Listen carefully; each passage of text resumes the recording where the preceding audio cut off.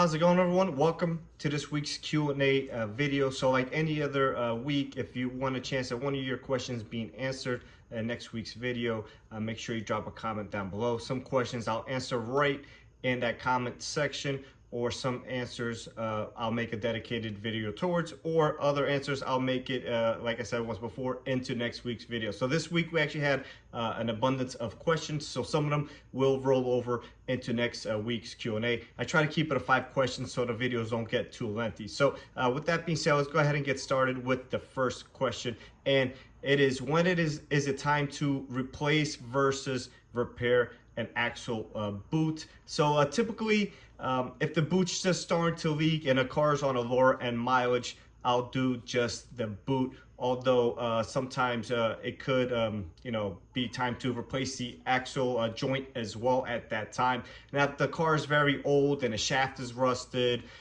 especially around the balancer where we've seen them rust and break, actually Honda has a recall out for a couple cars on that, but some of them aren't affected by that, but still happens. So it really depends on the case. So once again, if the car is relatively newer, so like under 60, 70,000 miles, and there is a tear in the boot and it's spilling out grease and you catch it early enough, you could just do the boot. Now, if it's already clicking and clacking and stuff like that when you're turning, I would probably do the boot and the joint, assuming it's the outer one and not the inner. So if the car's older and you just happen to see the boot's leaking but you don't hear any clicking, at that point just use your judgment. If the axle shaft looks okay and you haven't heard any clicking, once again, it's probably be okay to do just the boots. They could be a little bit time consuming to replace, so obviously weigh your options of paying the labor versus replacing the whole axle as an assembly. So hopefully that answers the question for you. All right, so the next question is on a 2023 Honda Pilot, although this will apply to any vehicle with different drive modes. So the 2023 Honda Pilot has up to 7 different drive modes, from normal driving to dirt and terrain and snow, etc., fill in the blank, sand. So I don't think if you use those drive modes, every once in a while, it'll really affect the wear and tear on a vehicle. Although if you're using it pretty often, pretty consistent on a weekly basis, then I would say for sure you're gonna wanna pay attention to the drivetrain.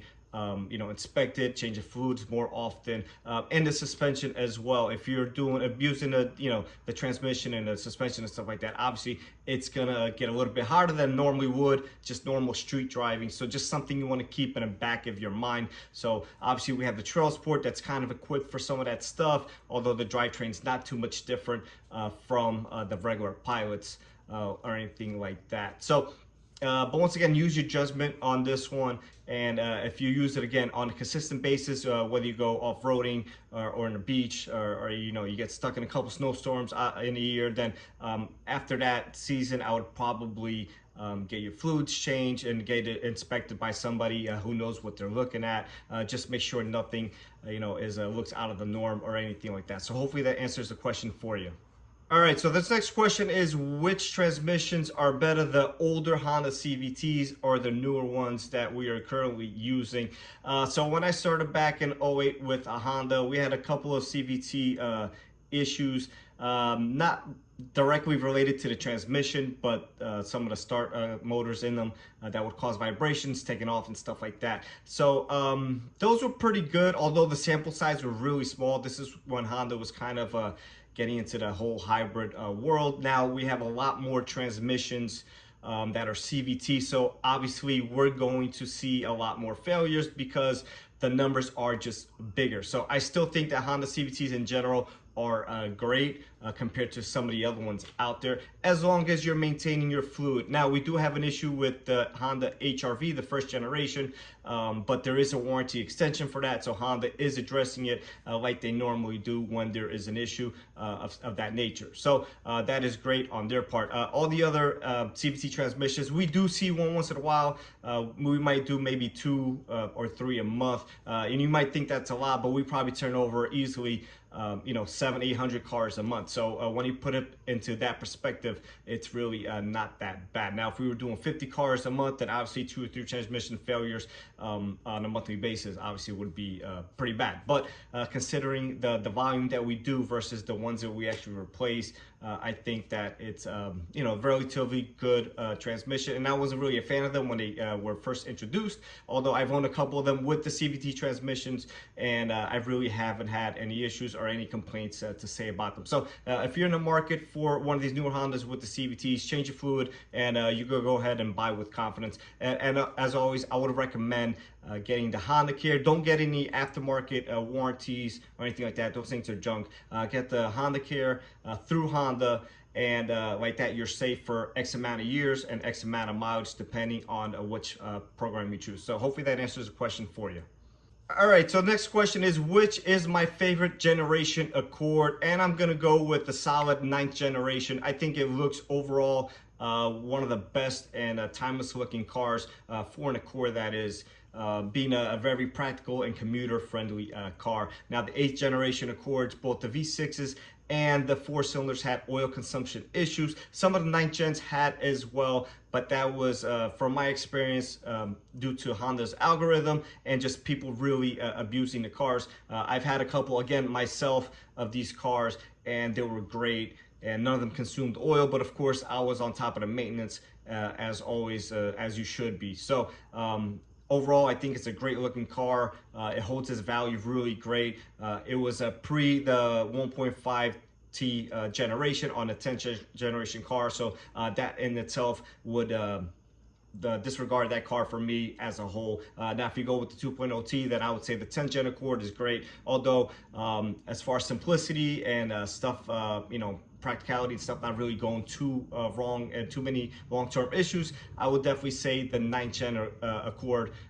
Personally, I'd probably look for a V6 6-speed coupe or something like that. Those are definitely like a unicorn at this point. But if you want something more practical, then I would get the 4-cylinder sedan, obviously CVT, and just maintain the vehicle and it'll treat you well. So hopefully that answers the question for you. Last but not least, question of the week. And once again, if you want a chance to win your questions being answered, make sure you do drop a comment down below. Make sure you guys also like these videos so we can start growing these videos and the channel a little bit more. It's been growing consistently, but obviously the more you like, the more the YouTube recognizes that and shares it with new viewers. So if you have been liking the videos and watching them, I appreciate that. And let's keep at it and keep this Q&A whole thing going. So the question is, why does Honda still use timing belts in our V6s versus switching over to a timing chain? And my theory is, if it ain't broke, don't fix it. Second theory is, we are in an era of heavy EV pushing from the EPA and the government or whatever you want to call it, and everybody's trying to outdo themselves. So I don't think Honda's going to re-engineer here a V6 that potentially is going to get canned in a couple of years. It just wouldn't be worth their R&D at this point. So I think that's a big part of why it hasn't been changed. And obviously the V6 J Series has been around for a long time. And once again, with the exception of timing belt tensioner failures, they have been great. So on the new J30s and J35s found in the TLXs and MDX Type S, as well as the new Pilots, they went back to a mechanical style tensioner. So we shouldn't see any more tensioner failures due to premature oil leaking or anything like that. So that is probably the only beef that I had with them in the past. But once again, they have changed that, they have addressed that. So hopefully, being that it's a mechanical part versus a hydraulic part, it doesn't even need to be changed at the timing belt interval. So obviously only time will tell. There's a couple TLXs already with about 50,000 miles. So we'll be doing some sooner rather than later, probably within another year or two. So obviously at that time, we'll inspect everything, and I'll probably have all the pulleys in stock and ready to go just in case I need them. But if not, then we won't need to change them. So again, don't reinvent the wheel if it's working for you, and it has been working for Honda for the last 2 decades or so. And with the new EV push, I don't think it'd be financially economical for them to really go ahead and reinvent the wheel over here. But you know, that's my theory, and hopefully that answers the question for you. So with that being said, guys, I'll catch you on the next one.